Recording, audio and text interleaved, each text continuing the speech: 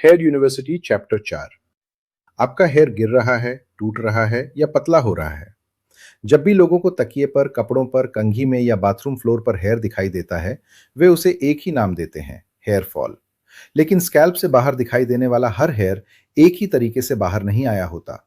कोई हेयर अपना natural cycle पूरा करके फॉलिकल से रिलीज हुआ हो सकता है, कोई हेयर बीच से टूट गया हो सकता है, और किसी तीसरे व्यक्ति में हेयर बहुत ज्यादा गिरता दिखाई भी नहीं देता, लेकिन फॉलिकल हर नए साइकिल में पहले से थिनर और वीकर हेयर बना रहा होता है। मिरर में ये तीनों सिचुएशंस एक जैसी लग सकती हैं, लेकिन बायोलॉजी में ये कंप्लीटली डिफरेंट स्टोरीज हैं। मैं हूं डॉक्टर विक्रम और आपका स्वागत है हेयर यूनिवर्सिटी के चौथे चैप्टर में। पिछले चैप्टर में हमने समझा था कि केवल गिरे हुए हेयर को काउंट करना हमें मिसलीड कर सकता है। फिक्स्ड डेली नंबर से ज्यादा इंपॉर्टेंट है हेयर डेंसिटी और रिप्लेसमेंट। लेकिन अगर डेंसिटी कम हो रही है तो हमें अब एक मोर प्रिसाइज क्वेश्चन पूछना होगा। क्या कंप्लीट हेयर फॉलिकल से रिलीज हो रहा है? क्या हेयर स्ट्रैंड बाहर आने के बाद बीच से ब्रेक हो रहा है? या फॉलिकल खुद हर नए साइकिल में पहले से थिनर हेयर प्रोड्यूस करने लगा है? इसे समझने के लिए एक सिंपल आइडिया लेते हैं। फॉलिकल फैक्ट्री है, हेयर स्ट्रैंड उस फैक्ट्री का प्रोडक्ट है। जब हमें समझ आ जाता है कि फैक्ट्री के साथ क्या हो रहा है और प्रोडक्ट के साथ क्या हो रहा है, तो डिफरेंस बहुत क्लियर हो जाता है। सबसे पहले शेडिंग को समझते हैं। शेडिंग में फॉलिकल अपना एक हेयर ग्रोथ साइकिल पूरा करता है और पुराने स्ट्रैंड को रिलीज कर देता है। हेयर ग्रो हुआ, अपनी बायोलॉजिकल जर्नी तक अटैच्ड रहा, रेस्टिंग फेज में गया और फिर बाहर आ गया। ये ऐसा है जैसे फैक्ट्री से कंप्लीटेड प्रोडक्ट बाहर निकला।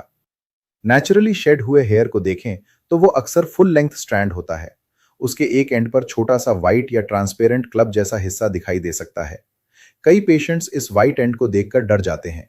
वे कहते हैं, डॉक्टर मेरी रूट बाहर आ गई, अब यहां हेयर वापस आएगा या नहीं? लेकिन नेचुरली शेड हेयर में वह white club usually living follicle नहीं होता।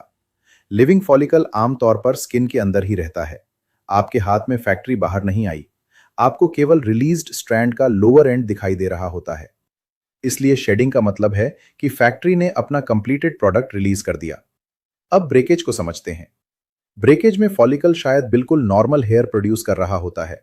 प्रॉब्लम तब होती है जब प्रोडक्ट स्किन से बाहर आ चुका होता है।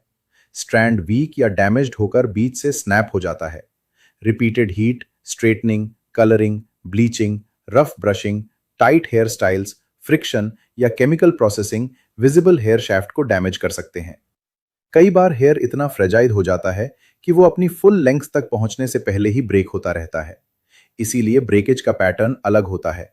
आपको शॉर्ट अनइवन पीसेस दिखाई दे सकते हैं, frayed ends, split ends, fly away hair या ऐसा हेयर दिखाई दे सकता है जो एक पर्टिकुलर लेंथ से आगे ग्रो ही नहीं कर रहा।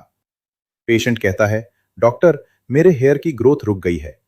लेकिन कई बार हेयर ग्रोथ रुकी नहीं होती। फॉलिकल अभी भी स्ट्रैंड प्रोड्यूस कर रहा होता है। स्ट्रैंड बस लंबा होने से पहले ही ब्रेक हो रहा होता है। फैक्ट्री काम कर रही है, लेकिन प्रोडक्ट फैक्ट्री से बाहर आने के बाद डैमेज हो रहा है।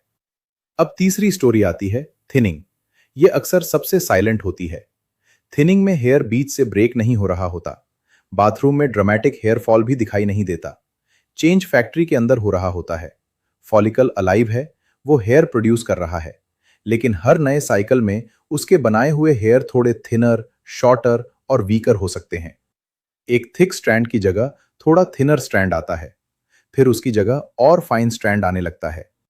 टाइम के साथ हेयर कवरेज कम हो जाती है और स्कैल्प विजिबल होने लगता है।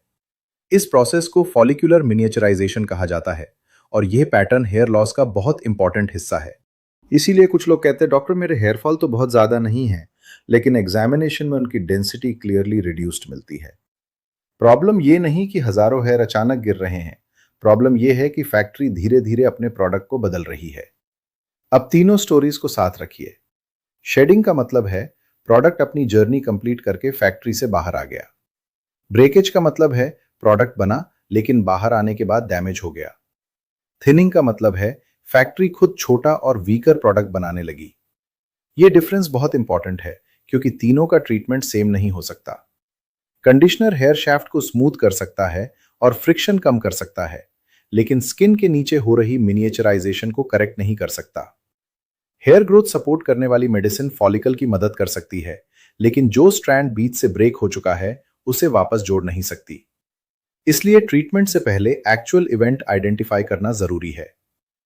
क्या आपको फुल लेंथ हेयर दिखाई दे रहे हैं? एंड पर छोटा क्लब है? ये शेडिंग हो सकती है।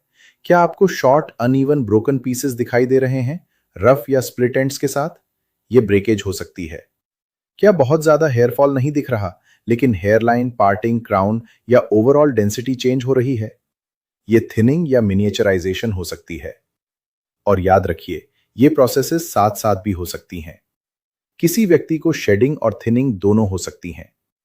पैटर्न हेयर लॉस के साथ हीट या केमिकल डैमेज से रिमेनिंग हेयर में ब्रेकेज भी हो सकती है।